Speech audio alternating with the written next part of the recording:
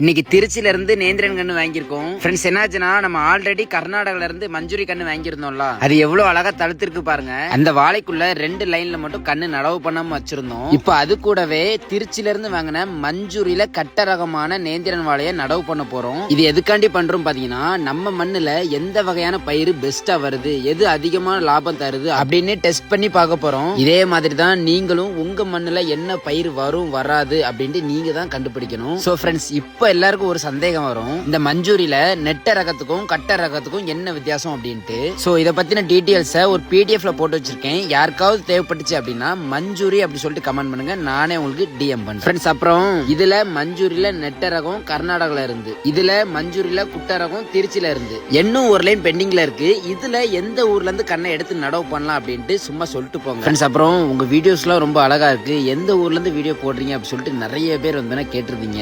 Friends, நமக்கு திருநெல்வேலியில வள்ளியூர் பக்கத்துல இந்த மேற்கு தொடர்ச்சி மலை பக்கத்துல தான் நம்ம தோட்டம் இருக்கு. ஃப்ரெண்ட்ஸ், அப்புறம் நீங்களும் நம்ம வீடியோவை எந்த ஊர்ல இருந்து பாக்குறீங்க அப்படின்னு சொல்லிட்டு மறக்காம சொல்லிட்டு போங்க, நானும் வந்து தெரிஞ்சுக்கிடுவேன். ஓகே, டாடா பாய்.